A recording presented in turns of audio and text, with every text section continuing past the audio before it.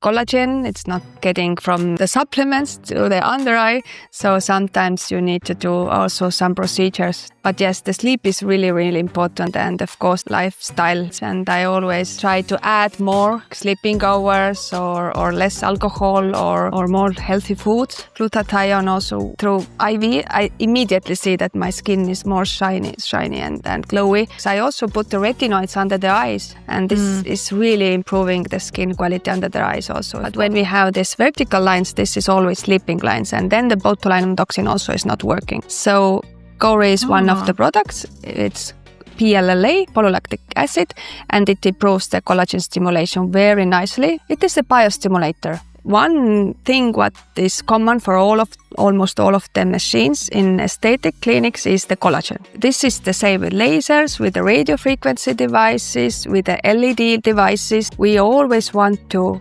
improve the collagen stimulation. So if we want to improve the skin quality, then there are quite many options like autologous regenerative medicine like stem cells and fat. We can also use our own blood, for example, like iPRF. It also gives a small volume effect. So Mari, welcome to the podcast. Hello, nice to be here. Hi everyone, today we're here with Dr. Mari Laasma, an internationally recognized expert in aesthetic and regenerative medicine, as well as a pediatric surgeon with over 2 decades of clinical experience. She's the founder and medical director of Dr. Mari Laasma Laser and Beauty Clinic, where she combines cutting-edge aesthetics and longevity treatments with her profound understanding of human anatomy. Besides advanced medical-level aesthetic treatments, she treats her clients from a cellular level. Mari is also a global trainer and a speaker for leading industry brands including Fotona, Vivasi, Merz, Filmed and Allergan. In addition to running one of Estonia's most sought-after and highest-rated beauty clinics, she's also a mother of 3 children. Dr. Laasma, did I miss something important that you would like to add? No, it was more than enough, I think. So today, Mari, I would like to discuss the science and practice of reversing wrinkles and signs of aging and hair loss naturally with treatments, with lifestyle, and with longevity strategies. And I'd like to cover specific problem areas like under eyes and neck and forehead and generally collagen loss, and of course discuss different treatments such as lasers and light-based treatments, injectables and diet and lifestyle for reversing aging. And I'd also like to know your protocols a little bit. Sounds good? Yes. Okay, so that's great. Your clinical background began in pediatric surgery and you transitioned into regenerative and aesthetic treatments and treating also aging from cellular and hormonal levels. What inspired you to do so? Actually, when I was a student and I finished my university in Tartu, then I wanted to become a plastic surgeon, but unfortunately there was no specialization and there is no place I could learn it. For a few years there were no residenture at all, so I had to choose another specialty, and then I chose the pediatric surgeon specialty, and I started to like it. But in my heart, I always like to work with the soft tissues. In children, I also removed like soft tissue tumors in the face and everywhere. It was a bit more like cosmetic operations also, but then maybe a bit different because they are always congenital. And then one day I still felt that there is something missing and I want to improve more and try something new. And I was working, like you said, almost 20 years in this field. And I started to do small amounts of like fillers, toxins. Now it was really new in Estonia, like 8 years ago or something like that. It was really just beginning of the journey. And then I started to do it more and more. And one day I decided to open my own clinic. And then I had to choose because I couldn't do 100% both of them. Of course, my children were maybe also one of the reasons because I had to be on call every week. I had to stay at hospital for 24 hours. And I felt that the sleep is very important, and I had missed a lot of sleep because of children, and sleeping was really important for me. And then I had to make a choice because I came after on call to my own clinic and I had no free days. My children were suffering and I really liked what I did in my clinic also. So I made a decision that I will concentrate on this field now. And I have not regretted. I think it's very interesting. And the most interesting is that it's growing so fast. It's developing so fast. Pediatric surgery has been always like that, and it will basically be like that quite, I think, many years. Of course, we do less invasive, more laparoscopic operations, but still the basic is the same. But regenerative medicine, and as we are all getting older, and how to keep our youth and live longer and healthier lives, it's, I think, very practical for all of us. And nobody's dying. I can make people happy. And I think it's also very important to be as a woman and to teach other women how to stay young and healthy and beautiful. Yeah, it sounds like it's very rewarding in that sense for you. As you said, there has been major technological advancements in the field within the past 2 decades, and I think they are just more rapidly growing. Where do we stand now in general in terms of like how safe the regenerative treatments are and how efficacious they are in reversing signs of aging? Yes, this technology is developing very fast, and I think it's also the beginning of the journey. Every year there will be new devices in the market, different energy-based devices, for example, and I think they are quite safe, but you have to still know the physics, and you have to know, like if you are talking about the lasers, you have to know what is the laser, how it is working.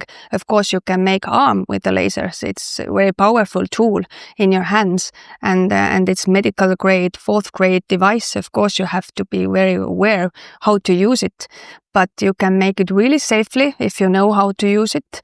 And of course, it always depends what you want to achieve. You can make like not invasive treatments at all, so no downtime needed.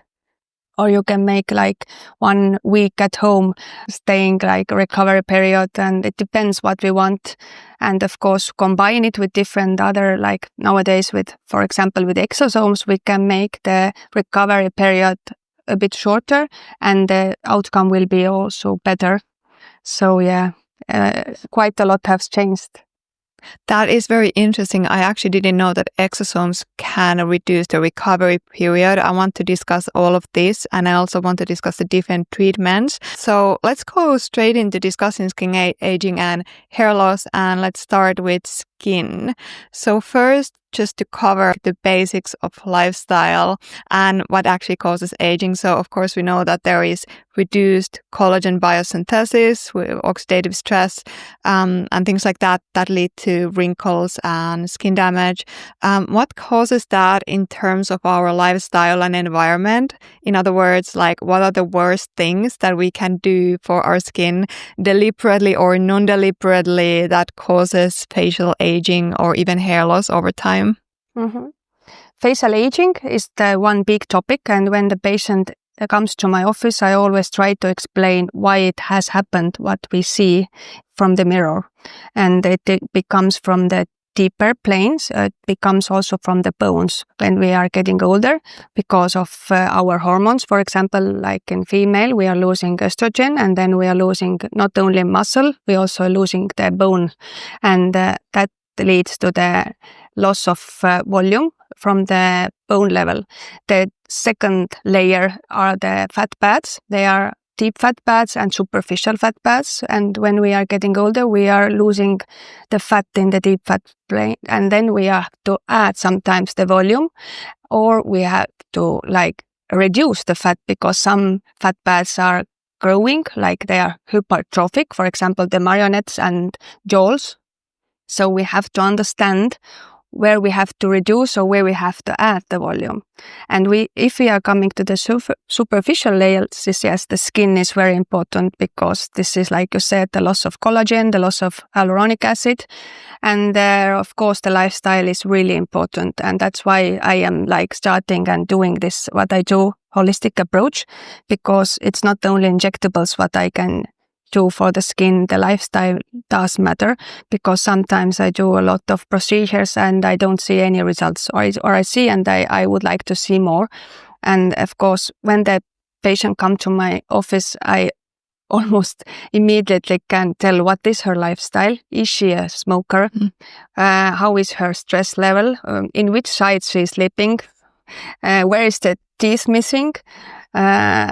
If she has loved to be in the sun a lot, it doesn't matter, was it like few years ago or maybe 20 years ago, it's still of course, the number one damage maker is the sun. It's not the news for anyone, I think, know it already. The sun is, yes, the evil that we have to protect our skin, and the skin has a memory, of course. If you have had a lot of sunburns in the childhood, this also not just the risk for skin cancers, but of course it's also the one main reasons of skin aging and the collagen. But of course the hormones also very important. If we are losing estrogen, then we are losing also the collagen, and then we have to balance our hormones also, and this is also really important, the lifestyle, of course, because if we are not like eating, doing exercise, or we are smoking also reduces a lot of collagen, and I can see the skin is immediately not shiny and not like healthy. I see it's like really not looking glowy, of course. Melatonin is one of the most important anti-aging hormones, and that we can have only when we sleep enough. And of course, nutrition and the gut microbiome, everything what you already know very well. It also really affects our skin and how we look, because this can influence the inflammation in the skin. And the inflammation also is one of the most biggest reasons for the skin aging. It's called inflammaging, because when we have chronic inflammation in our skin and in our body from the too high glucose, for example, that makes this ages. This is advanced glucan end products that cause also inflammation, and it also binds to these proteins, and collagen is a protein, and that can cause this skin not to be like so soft and nice anymore. So that cause also wrinkles and aging. So I think all this longevity is really important if we want to hold what we have, keep it, and if we are doing the procedures, I also think that it can make it more effective, and it will stay longer what we are doing from our clinic, from the procedures, for example. I absolutely love that. I love that you addressed all of the essentials like sleep, healthy diet, especially avoiding advanced glycogen and products, or de-stress. Don't get excessive sun exposure, or protect yourself from the sun as well, the UV light and stuff, and sleeping as well. Very important. My audience is very interested in supplements, and they know that I really am in love with certain supplements for the skin, like astaxanthin or omega-3 fatty acids and hyaluronic acid, hydrolyzed collagen peptides, glycine. What, in your view, are the main nutritional and dietary factors that you either recommend or follow in your life? You have an amazing skin. We want to know all your secrets, of course, during this podcast. So what are the things that you emphasize in terms of nutrition when it comes to skin? I think that the nutrition generally is important. So I think it should be like healthy. I don't like any extremes. I eat everything. I have 3 children. I have very busy life. So I have no time for any special diets. But I go regularly to gym. I do resistance training, lifting heights, quite big ones. So of course I need to look what I eat every day.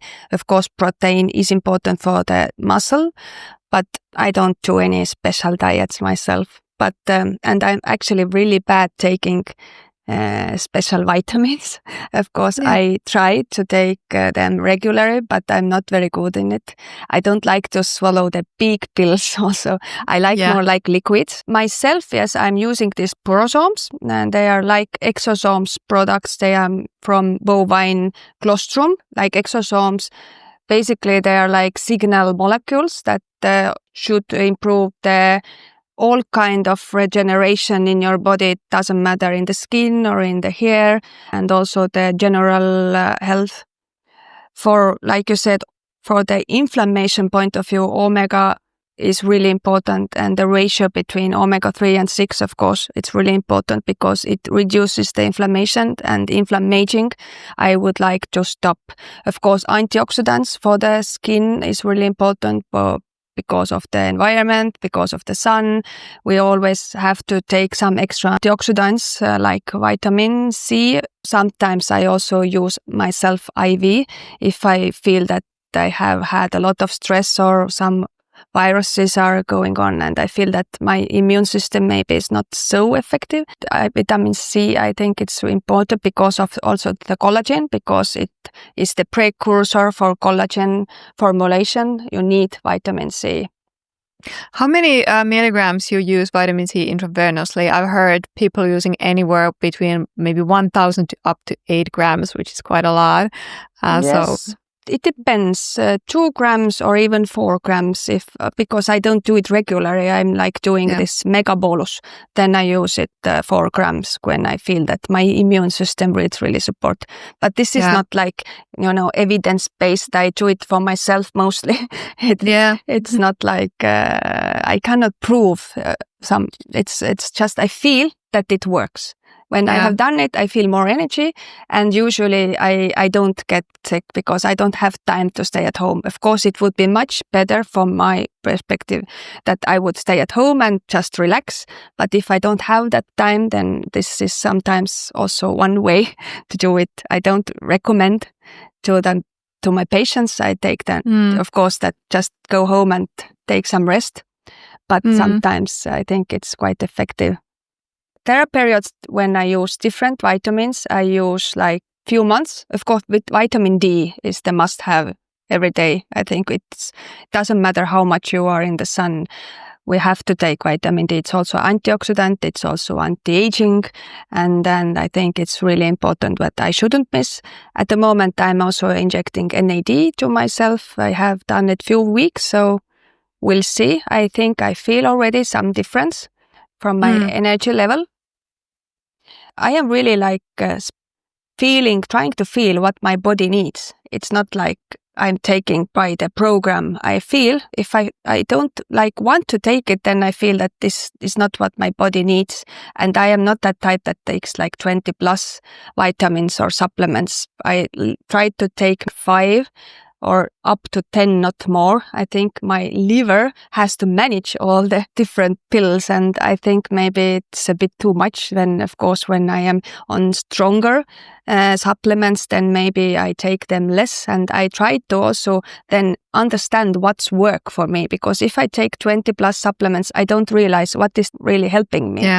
But basically, omega, vitamin D is, I think, what I take all the time. But the others, I'm changing. With the collagen, I sometimes take like 2-3 months. Then I just take a break, and then I do it again like 2-3 months. And I also like to go with more intuitive approach. I mean, I read the science, but then I test myself and I see like how my body likes it, and then circulating them based on the needs. I think that's the way to go anyway. We covered a lot of lifestyle. I think there were already so many protocols that we can start using, and focus areas, the focus on the basics first. But there is also a lot of enthusiasm, clearly, and you have a extensive expertise in these non-invasive treatments like laser therapies for stimulating collagen, radiofrequency, and skin-boosting injectables. So can you quickly cover what is the difference between those 3 modalities, and do you prefer one over the other, or is it always case dependent? It's always case dependent. I like to see the patient. If somebody just gives me a message that, oh, what do you recommend me?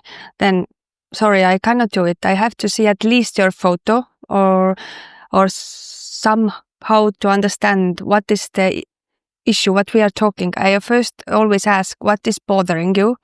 If she says that I have only one wrinkle that bothers me, then of course we can deal with the wrinkle. But if she wants to know more, then I go really deep, and I always look what is the aging signs on her face. Is it the loss of volume? Is it the skin quality? Because the skin quality is not just like shiny, glowy skin. There is quite a lot, at least in Estonia, like I said, inflammation processes in the skin, like for example, rosacea or acne. Not so much, but rosacea is really, really common in our ladies who I see every day in my clinic. So if we are treating the inflammation and rosacea, for example, we are also improving the skin quality and collagen stimulation. So I try to take the procedure what has the biggest effort for all of her problems, not just for the one wrinkle, but also for the glowy skin, maybe the redness, maybe the inflammation. And when I get the inflammation under control, everything turns better. Because the same is, for example, with melasma. It's not just the pigmentation, hyperpigmentation, it's mostly the hypervascularization, what is also the cause of the melasma, because it causes more pigmentation. And that's where we have to treat not only the pigmentation, but number one, the vascularization and the inflammation in the skin. And again, everything we do is also improving the skin quality overall, and it's also like anti-aging procedure. And this also for example, with the acne scars, it's not just we are reducing the scars, but we are also improving the skin quality. Again, collagen stimulation, again, skin quality. So I try to choose the procedure what has the biggest effect on her problems. So yeah, what are the different kind of methods you use? So I just want to build like a basic understanding of, we have laser-based treatments, light-based treatments, and the radio frequency. What is the difference between all of these devices that we commonly see for these kind of issues? Mm-hmm. Yes, these are all called energy-based devices. The strongest is 4th grade medical device. It's lasers. Yes, we are using Fotona lasers, and there are two, mostly in this Fotona Dynamis, 2 lasers in one machine. It's Erbium, it's really superficial laser, and it's neodimio, what goes deep tissue in our face, for example, muscles or fat. Or we can take away the vessels because the target is hemoglobin, or maybe it is a pigmentation, then it's the melanin in the skin, and this is the target. So with the Erbium, the target is the chromophore, is the water. So the more we have hydration in the skin, the better is the result. So that's why we always recommend to do skin hydration, to drink enough water, to hydrate our skin at home, like different hyaluronic serums and this kind of things that makes your skin more moisturized. Then we get the better results also with the lasers.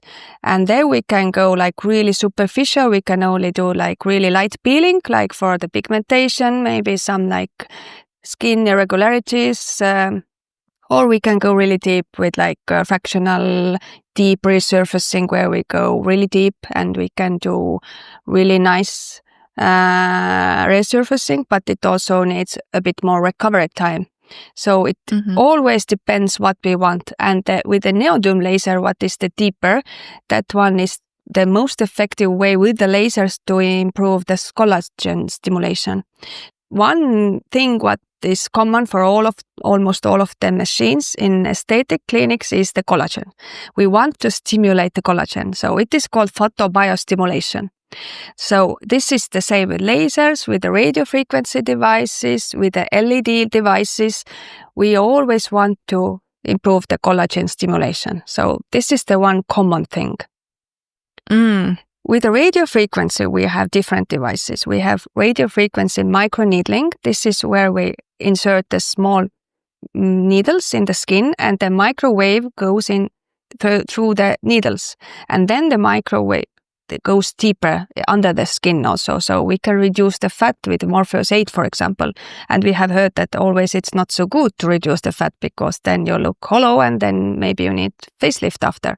It always needs to be a good candidate. And of course you can do only superficial radiofrequency microneedling. It's more like a dermapen, but it's much more effective to improve collagen stimulation than just the dermapen. And through the holes in the end, you can add exosomes, for example, that, like I said, makes the healing process much quicker, and it will improve also the collagen stimulation, and the exosomes also like help to do the neovascularization, wound healing, and everything will be more quicker and the end result will be better. If we are using without microneedle, then it's called just RF lift, for example. It's also radiofrequency, but you can do it superficially. And this is like bipolar or multipolar. So the radiofrequency goes between the 2 or 4, or depends on the machine, polars. And then it's also heating the tissue. And we want to stimulate the heat shock proteins that also causes the collagen stimulation, for example. If we are using LAD device, we have, like, for example, Dermalux 3 wave. There are 3 different wavelengths, but this is not laser, this is LAD. So the most effective for the collagen stimulation, again, is red light. This is 633 nanometers, and this is very good for collagen stimulation, wound recovery, also for different skin problems like rosacea or redness, basically. And if you want to go deeper, then we have also this near infrared in the same LED device. And we have the most superficial, this is blue light. It's like antimicrobial effect for like acne or for rosacea, or if you have some kind of inflammation in the skin. So there is like 3 waves combining, and we can use them all together or separately. It depends on what we want to achieve. That's such a good overview. I think people often maybe there is not even that much knowledge in that. You need to know which device the clinic is using. And for everyone listening, Mari, for example, is known for meticulously curating the quality of the devices that she gets into her clinic, but this is not always the case. So as a user of different kind of beauty clinics myself, I can tell that it always pays off to ask which device are you using, and to make sure that it is actually a medical grade device that is going to be effective, and they understand your skin quality very, very well. So one question that I got from the listeners is that what is the best non-surgical and non-Botox way to reverse forehead wrinkles? Mm-hmm. I am the Botox lover. So non-Botox, it's really hard question. Of course, there are some clients or patients where I cannot use botulinum toxin because maybe their eyebrows are too low or whatever is the reason. Then my way to go, of course, I have to see the patient again. Sometimes when I want to mostly I want to, of course, again, stimulate the collagen. So I use collagen stimulating products. If we are talking about injectables, like, for example, PLLA, polylactic acid, then there is some of these products what we can use on forehead also. Mostly like Sculptra and Luma or Espellar, they are meant to be more in the mid-face or in the lower face, not meant to be on the forehead. So there is one product, it's called Gouri, for example. It's quite effective. And it's also very good when you have this kind of sleeping lines, when the lines are like that, because when we have mimic lines from the muscle, they're horizontal. But when we have these vertical lines, this is always sleeping lines. And then the botulinum toxin also is not working. So Gouri is one of the products. It's PLLA, polylactic acid, and it improves the collagen stimulation very nicely. The skin will be much thicker because of the collagen, and the lines will not disappear, but it will improve a lot. And what is polylactic acid exactly? It is a biostimulator. It's like basically making your skin produce more collagen. And the collagen is important because it makes the skin thicker, and then the lines are not so visible anymore, and the skin hair has more resistance for like sleeping, for example. But if you have sleeping lines, sometimes I just recommend to use like some patches just to not get the wrinkles. Oh yeah, those tapes. Yes, I've used those. Yes. I've used those. Yeah, I kind of like them. I don't know if they're making any difference, but I like them. I sometimes just tape my face to try. One thing that I wanted to ask is, for example, let's say this scenario that someone is noticing first forehead wrinkles and wants to do this polylactic acid. Is it something that you need to continuously do? Is one time maybe enough, or maybe few times? Is it something that you need to then dedicate for the rest of your life? This is actually quite strong product. I would not start with maybe like 25 years old patient comes to my office, and I this is not the first light treatment, but this is one of the most effective. I have had really good results with the patients. I cannot do for any reasons the botulinum toxin. Still, the botulinum toxin is for me number one if I want to be like rejuvenation point of view, just trying to avoid them not to go deeper. And I'm not like freezing the forehead. I can use it like we call baby Botox. We can do it really small amounts. So you will still have the movement in your forehead, but the wrinkles will not go deeper because we are reducing the muscle activity, because this is the reason why we have the wrinkles there. Of course, the other reason is the skin quality. And of course, home care is very important. All kind of collagen stimulating products like retinoids or vitamin C, or we can use, of course, this really light procedures like mesotherapy, for example. Why not? Dermapen, of course, all kind of energy-based devices, but also improves the skin quality and collagen stimulation overall. But yes, this PLLA is not the first line treatment for the younger patients. Then we most effective ways just to keep the skin quality. It doesn't matter, is it like maybe some acids, maybe some creams, maybe some retinoids. I always ask, what do you do at home?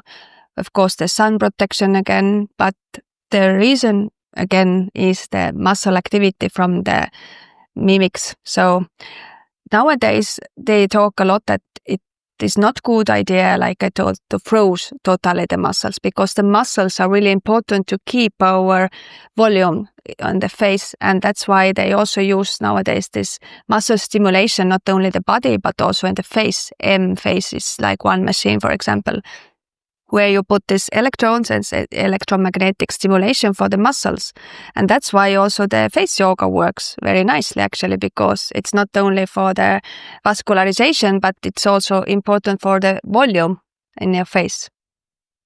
That's very interesting. So on the other hand, we have increasing muscle hypertrophy in the face, and on the other side we have like relaxing the muscle, and the combination of those two can be very beneficial.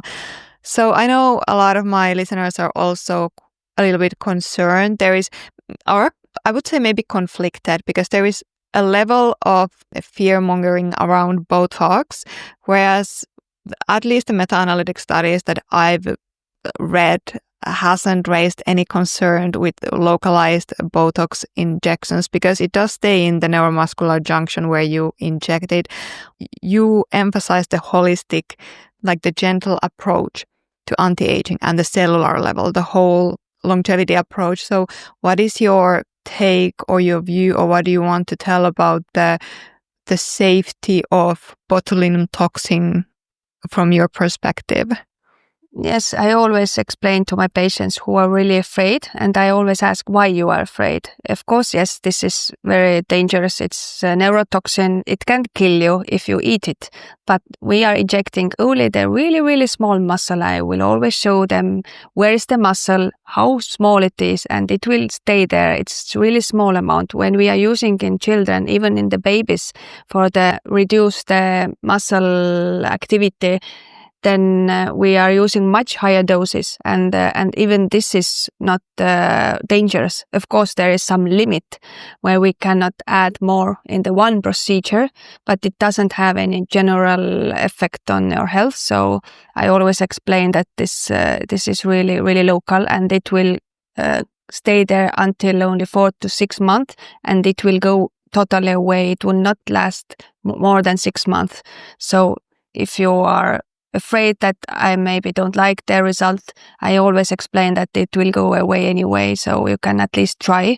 Of course, we don't do it for the pregnant woman or when we are breastfeeding or anything like that, but it has been used in aesthetics over 20 years and in medicine over 30 years already, and it's already so much practical ways to use it in ophthalmology, or there are so many medical specialties where we use botulinum toxin for migraine treatment, for bruxism, and this is really something what you should not be afraid of. Of course, it is toxin. Of course, if it would be possible to avoid it, we would like to avoid it.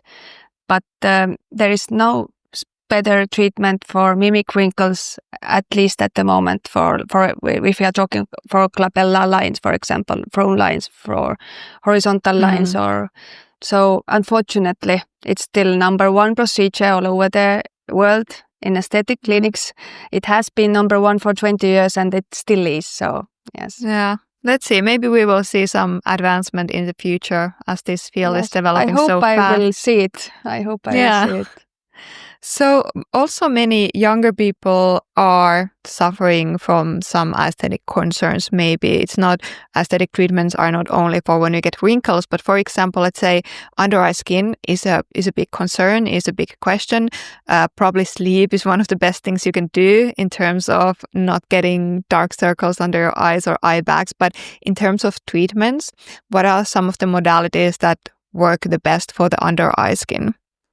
Again, we have to see what is the problem. If it's hollowness in the under eye because where the orbital bone is too hollow and we get older, like I said, the bone structure will change. The orbita will be bigger and the eyes will be more hollow.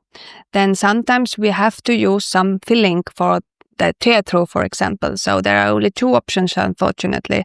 One is to use our own body fat to do the fat transfer, or to use the fillers. Hyaluronic acid is still number one for the fillers because we can always take it away if something is not acceptable, if the patient don't like it anymore or whatever, we can dissolve it with hyaluronidase. This is the good. And the other good thing in hyaluronic acid filler is that we see what we get. We can immediately see. We do the one eye and I show it from the mirror and the patient immediately sees what is the end result. With the fat, it's always not so visible. We have to add more because some of the fat will disappear and it is sometimes dangerous. Maybe if we add too much, then it's not so easy to take it away like we do it with the hyaluronic acid. But on the other hand, I always like to say that this your own tissue, like from the regenerative point of view, of course, the fat has a lot of stem cells and growth factors and everything what we need for the skin rejuvenation. Also, with the fillers, we just get the filling effect. So if we want to improve the skin quality, then there are quite many options. Like if we are talking only like autologous regenerative medicine, like stem cells and fat, then we can also use our own blood, for example, like iPRF. It's platelet-rich fibrin or platelet-rich plasma. With the fibrin, we don't use anticoagulants, so it's totally 100% only our own tissues.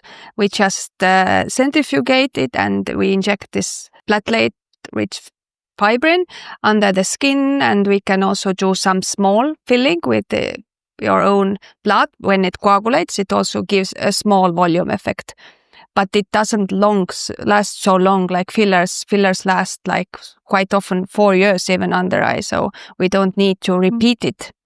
But on the other hand, autologous regenerative medicine like platelet-rich fibrin or plasma or stem cells or regenerative medicine, this also really makes your skin younger. It's not just filling or like adding more volume, but it also really makes your skin younger. And this is the other way. If we don't want to use our own tissues for some reasons, I don't know, maybe the patient is afraid of taking blood or the fat. Also, if you are taking the fat, you have to, make the local anesthesia, and it's more almost like a small procedure, not operation, but still a bit more invasive. Then you can just take something from the shelf. So it's at the moment the most popular are polynucleotides. These are small RNA and DNA fragments from salmon sperm, and then this also improves the collagen stimulation, and it's quite effective in the under eye small wrinkles and the skin quality. And usually we recommend to do 3 times in 1 month apart, so it will improve every time. But there is also some recovery time. Some patients have small swelling and redness maybe for a few days even, so you have to be aware of that also. And the lighter like biorevitalization or hydration procedures under eye is also quite okay, but I think the polynucleotides are number 1 after autologous regenerative procedures in our clinic. Right. I've also heard people recommending Fotona or Thermage for under eye skin. What's your opinion on that one? Fotona is the laser. Yes, we do this also. This is called smooth eye, and this is where we want to, again, to the photobiostimulation. We are doing this to the eyes. We can do it non-invasively, so this is like no recovery needed only. We are using these scanners. What is the collagen stimulation, and each time you can get maybe some small improvement, but it takes time, and you have to repeat it also like at least 3 times 1 month apart. With the other procedure, it's called Fotona Smile Eye. We can go deeper, and if we have this herniation and skin bags, and we are not ready, or the patient is not ready for the operation yet, then we can improve the outcome with the laser. But this is not the surgical outcome. It can just only postpone the operation because we are stimulating the collagen and we are reducing a bit the fat, what is the herniation under the eye. So we can combine, we can go a bit deeper with this neodimio laser, and we can do it very superficially with the Erbium laser. And of course, when the problem is already really big or visible, then I of course always recommend to start with the operation. Bllepharoplasty is still the most popular plastic operation all over the world because it is very effective. It's long lasting. It's at least 10 years in upper Bllepharoplasty. 1 week recovery, really nice results, really natural, and I quite often don't see any reason not to do it. Because if you have enough skin to reduce it with the surgery, so why waste your time on money? Some procedures, but doesn't help much. Well, I think many people might be afraid of the scar. Is there then things you can do to absolutely avoid the scar? Is there always a scar? On upper Bllepharoplasty, the scar will be not visible most of the time when your eyes are open. Mm-hmm. And of course, we have lasers to reduce the scar if there is, but really, really rarely we have to do for Bllepharoplasty any scar lasers, but we can always improve the scars with the laser. And of course, we always recommend to use the creams, silicone creams after operations to reduce the scarring, whatever scarring in the body. Okay. So Mari, you run a very busy clinic. You're a mother of 3, and your under eye skin looks like you sleep 8 hours a night and you're very stress-free and like it looks very beautiful. What do you do yourself for your under eye? I still think that this is not true. Maybe the light is good because this is the most stressful part, I think, in my face still. I still have really hollow eyes, like we I think all Estonians have quite hollow eyes, and that makes us a bit tired. That's why the feeling gives you really like effect you have just arrived from vacation. For that one, we are lucky that we can use highlighters if we don't want to do fillers. But for the wrinkles, of course, botulinum toxin is number one treatment because this will stop it getting worse. So if I take my photos from 20 years ago and comparing it today, then I see that I had more wrinkles, eye wrinkles, when I didn't do Botox. And now it's not so bad because of the Botox. This is the biggest rejuvenation I can do for the wrinkles for eyes. But also I have tried this polynucleotides a couple of times. But it's like, getting gym to be fit. You have to do it regular. It's not just once a year. You have to do like maybe almost once a month because this collagen, it's not getting from, the supplements to the under eye. So sometimes you need to do also some procedures to look it a bit better because we always feel that we are younger and sometimes the mirror says the other thing and then we are trying to fight against the truth. Sometimes it's working, sometimes it's not working. So, but yes, the sleep is really, really important. And of course the lifestyle and habits. And I always think that it's never too late to change. And I always try to add more like sleeping hours or less alcohol or more healthy foods. And I do see that they are really working. And like when we were talking about the vitamins like glutathione also, when I take it like a supplement, it's not visible effect. But if I do it through IV, I immediately see that my skin is more shiny and glowy. And the same with the lasers and acid peelings. I also put the retinoids under the eyes because I don't have so sensitive skin. And this is really improving the skin quality under the eyes also. Of course, it depends if you are used to retinoids under the eyes. But I put it quite close to my under eyelids. So they are really improving the wrinkles under eyes also. I have the same experience with glutathione. I cannot really, the supplements are, I think, less effective in glutathione than the precursors in general, like NAC and glycine, for example, work a bit better because they're making the glutathione plus additional benefits. But the IV for the general glow of the skin really works way better for me than any supplement. Same goes with vitamin C. Usually, I like the IV. It works very well. Although I do use the liposomal vitamin C as well in supplemental form sometimes. You mentioned different names of injectables like PRP, iPRF, exosomes, and polynucleotides. So someone navigating or new to these substances, what are the main differences? And do you have a favorite? So the biggest difference is that autologous regenerative medicine use your own tissues. It can use your own fat, where we can have stem cells, growth factors, stromal vascular fracture, or we can use our own blood, where we can take iPRF. It's like I said, injectable blood-rich fibrin or plasma, and this also has a lot of good things inside, like growth factors, exosomes, everything actually what our body needs to recover, to heal our wounds or our tissues, to make the new cells growing, to make new vessels. Like they are really, really actually effective. And I think that there is always no need to use extra products if we have our own tissues. So we have all these possibilities in our clinic. So we can inject it to the hair, we can inject it to the skin, or if there is some reason we want to use the external products, then the market is like, it is crazy. There are so many new products coming, I think, every day to the market. It's a really, really big business, of course.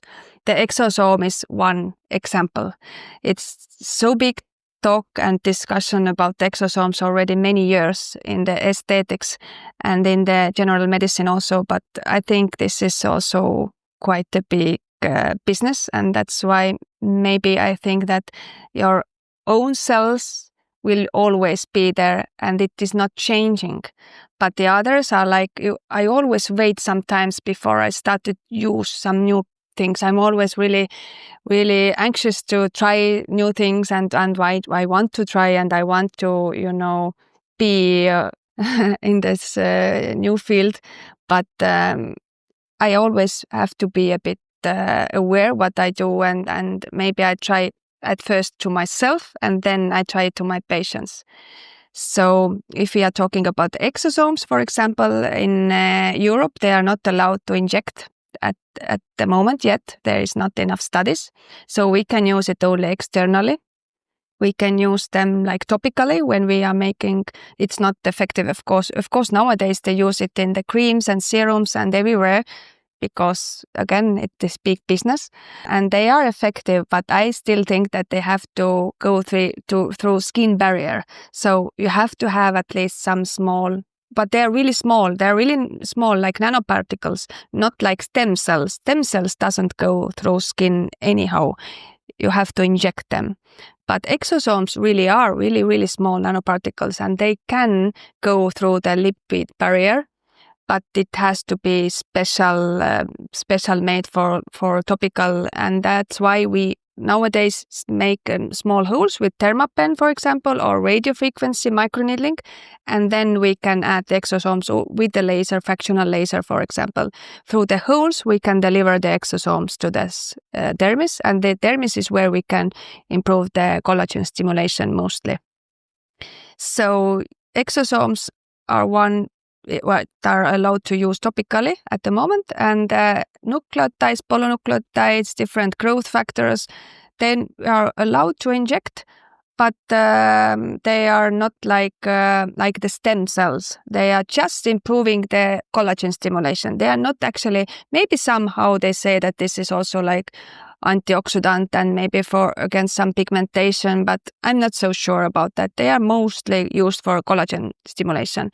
But exosomes and stem cells, they are really improving the general skin quality, vascular pigmentation, and this is much more than just the collagen.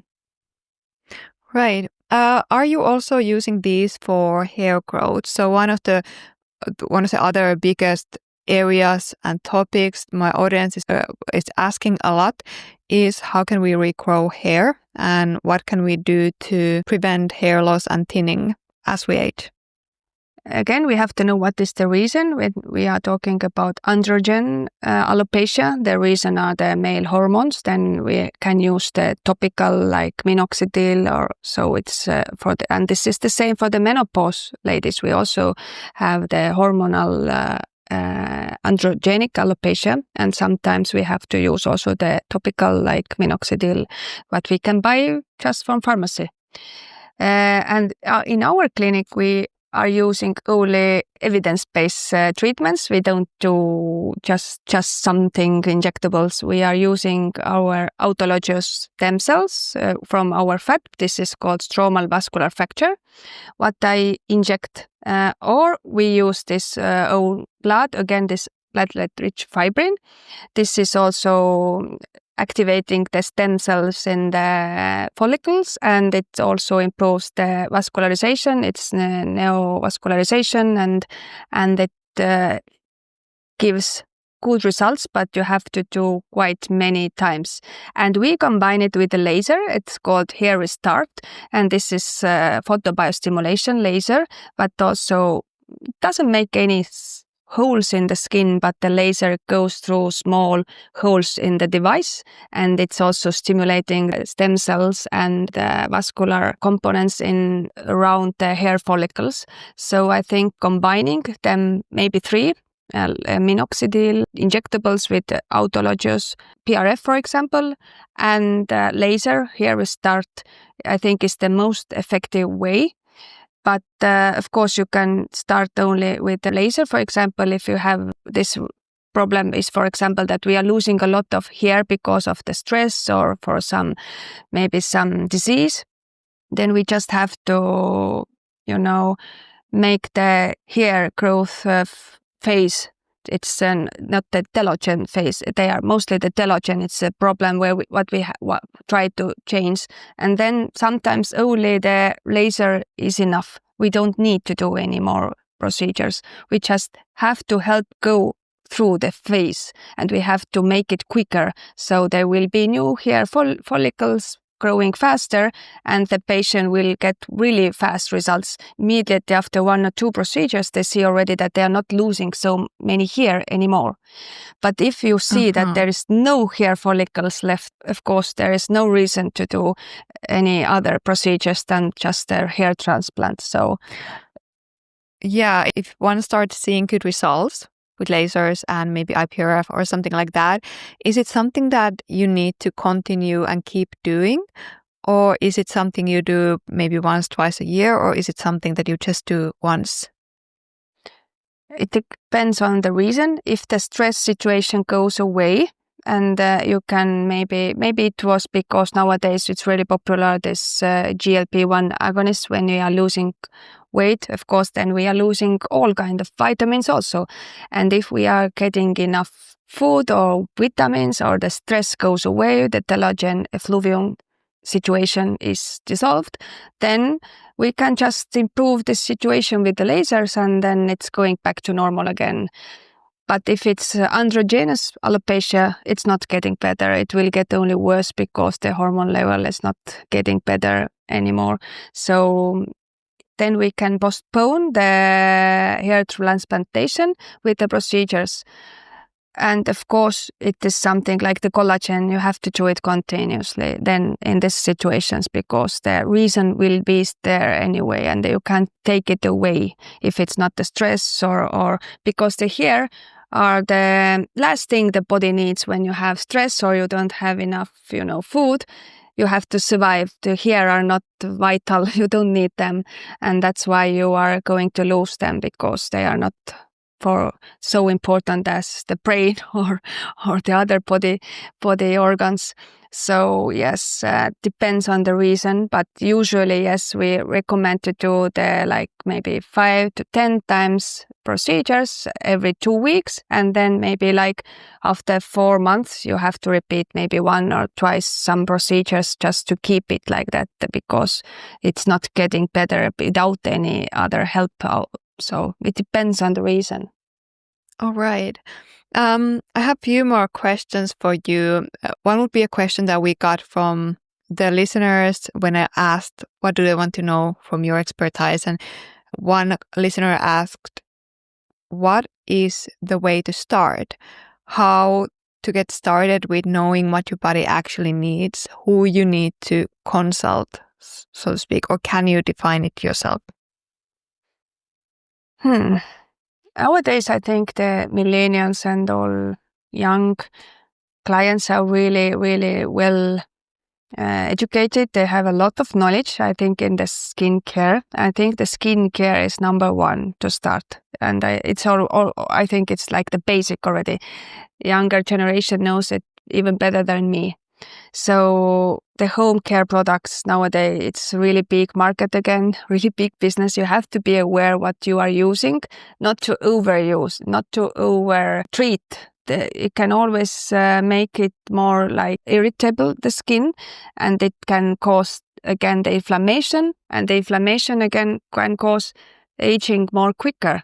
So I would say that you have to know what you are using, what are the ingredients, and especially the active ingredients, what is irritating your skin. Doing too much too young when your skin is not ready, when your lipid barrier is still like the children. Nowadays we see a lot of children also using the skin care products, what they don't need, like they want to have glowy skin and they are going to use acids, for example, and they are destroying their lipid barrier in their skin, and then it's not good in the long-term perspective, I think.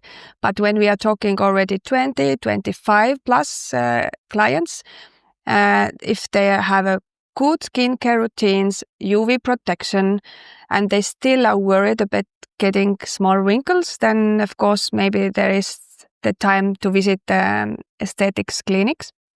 and ask the specialist what they recommend.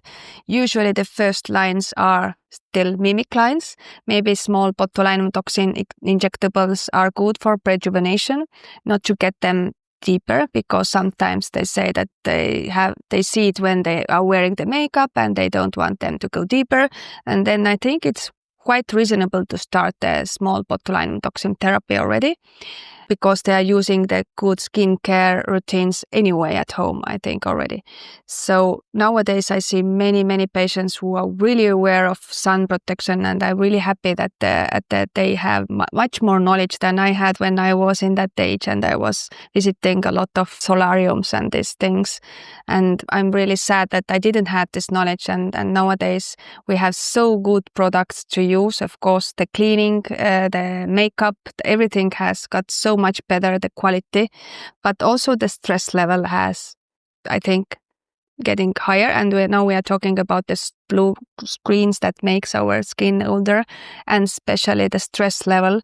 Younger generation are more a bit, they are talking about and researching that they have more stress. And that's like makes them age like a milk, like if you have heard. So there are, on the one hand, we have a lot of information, but on the other hand, we have too much information. It's hard to choose what is right, what is wrong. And the other is that we have a lot of stress, and younger generation don't need to be stressed so much. And I also recommend not to stress too much because of the skin also, because it will also get you older. And when you are in my age, then you are already so tired of these skincare routines, and maybe you don't want to do them so often anymore. And this is the time when you need it really, really, really. You can't, you can go without, going to shower, but I always clean the face. I always put the serums and cream. This is something you have to do every day and every morning and every evening. Otherwise, you see the results immediately if you don't take care of your skin. And this is the best thing you can do, I think, is the skincare routines and avoiding the sun and the lifestyle, of course. What do you think is the best age to start using retinoids? If you have acne, I think it's the teenage is okay to start to use it already, because then we have like already prescribed medicines what we are using. But on the collagen stimulation, I think 25 plus is already good time to start. When we are talking my age, when we are talking anti-aging, then I also started to take Roacutan actually orally. It's also anti-aging, and it also for the skin regeneration. This is quite new approach. There is some studies going on, and there have really proven results, like with skin pigmentation, of course, sebum production, and anti-aging effect also. So Roacutan for teenagers and for anti-aging also. It's actually a very interesting drug, talking about retinoids. Yeah, that's very interesting. I did eat the course of that when I was younger because I had acne. So I guess that was a good thing then. Also, I had some side effects, but also it cleared my acne. So I'm very happy about that one. But in anti-aging, we are using small dosage, and we are just maybe twice a week only. It's microdosing. It's only for anti-age. Yeah. Anti-age is microdosing. It's not the treatment of acne. Yes, it's totally different, and it's... but it's really effective. That's very interesting. Thank you for sharing. Mari, thank you so much for your expertise. We've learned so much during this episode. It was a great overview of what we have available. And I guess these options are just going to keep coming, as we discussed, because the field advancements. So I'd like to first tell all of the listeners that Mari has generously promised a 15% discount with a discount code INCA. And if you're interested, you can contact Mari for more information on that one. And then Mari, could you please share your socials and websites so people can educate themselves more through your pages and contact you if they're interested? Yeah, Instagram is Dr. Mari Laasma, and the same with Facebook, and homepage is ML Ilu, but maybe we can write it down. It's easier. Yes, it's probably easier. yeah. So I think everyone can search it from Google with my name. So I have also a YouTube channel and TikTok and I think the social media is the fastest way to reach me, and the homepage also. Thank you so much, Mari. Thank you, Inka.